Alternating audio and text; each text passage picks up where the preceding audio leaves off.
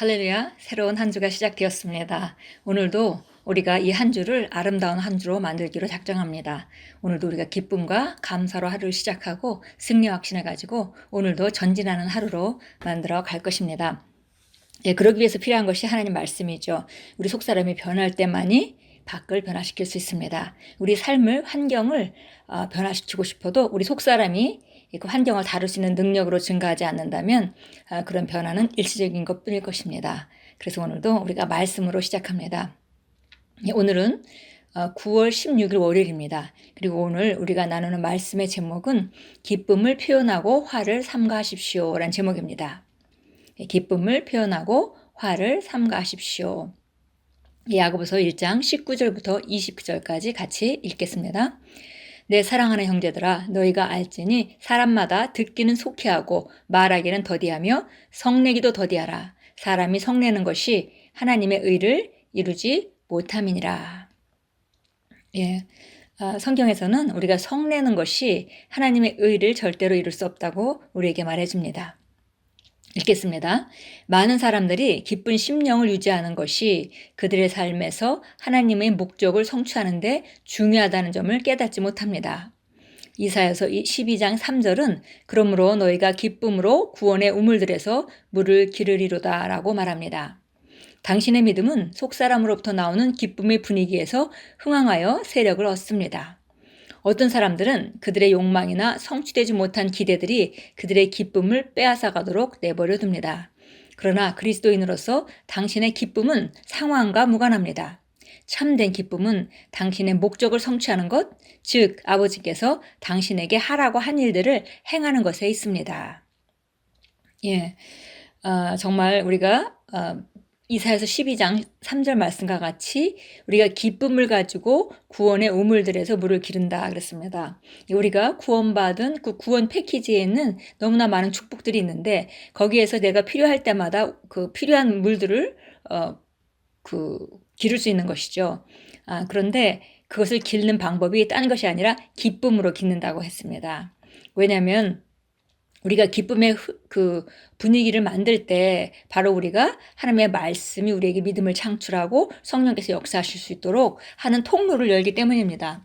반대로 우리가 부정적인 것을 잡는 순간 우리는 그 통로를 막게 되는 것이죠. 그래서 우리가 기쁨으로 매일매일 살기로 선택하는 것은 매우 중요합니다.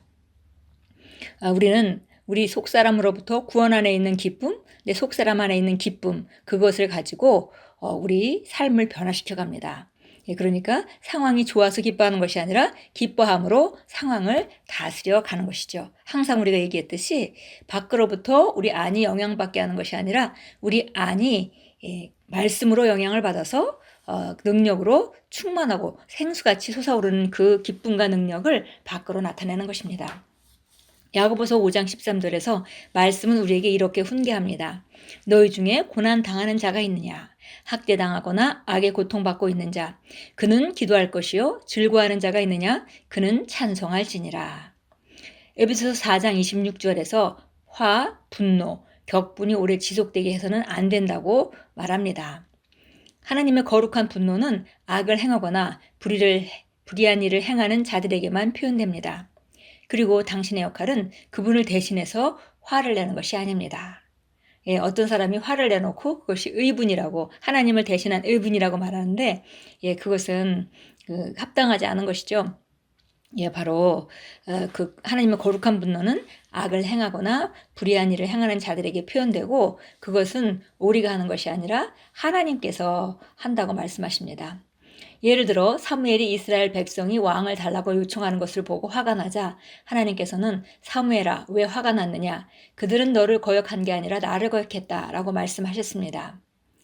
하나님은 사무엘이 화내는 것을 허락지 않으셨습니다. 화는 영 안에 있는 당신의 아름다움을 훼손시킵니다. 그러므로 화를 삼가하십시오. 항상 주님의 기쁨을 나타내십시오. 주님의 기쁨이 당신의 힘이기 때문입니다. 주님의 기쁨이 있는 곳에 바로 당신의 영광이 있습니다. 할렐루야.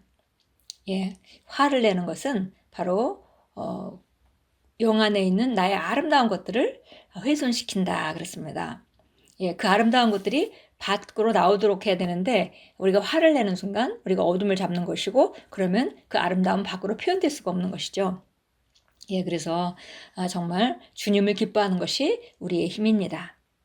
예, 잠언서 19장 11절 가서 보겠습니다. 사람의 신중함은 그의 노를 늦추며 죄과를 눈 감아주는 것은 그의 영광이니라.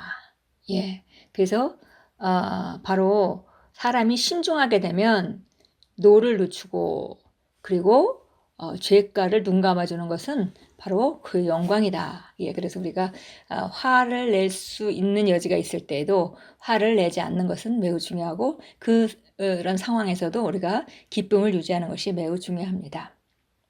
야고보서 1장 19절 20절은 우리가 읽었고요. 자, 전도서 7장으로 가겠습니다. 전도서 7장입니다. 전도서 7장 9절 보겠습니다. 성내는 것은 영안에서 서두르지 말지니 이는 성내는 것이 어리석은 자의 품에 머무름이라. 예, 성나는 것을 서두르지 말라고 했고요. 성내는 것은 어리석은 자가 하는 것이다. 이렇게 말했습니다. 예, 골로새서 3장 8절로 가겠습니다. 골로새서 3장 8절입니다. 이제는 너희가 이 모든 것, 즉 분노와 성냄과 악의와 하나님을 모독하는 것과 너희 입에서 나오는 추잡한 말을 벗어버리라. 예, 이것이 바로 불신자들이 삶과 또 우리가 불신자였을 때 가지고 있던 이런 것들이지만 이제는 너희가 이 모든 것, 분노와 성냄과 악의와 하나님을 모독하는 것과 우리 입에서 나오는 추잡한 말을 벗어버리라고 말하고 있습니다. 왜냐하면 우리가 그 행위와 함께 옛사람을 벗어버리고 그를 창조하신 분의 형상을 따라서 우리가 하나님의 형상을 따라서 지식 안에서 새롭게 된 새 사람을 입었기 때문입니다. 그래서 이제 우리는 그 새 사람으로 살아갑니다. 우리가 옛사람의 모든 습성들 그런 것들을 제어하고 새 사람을 입습니다. 고백합니다.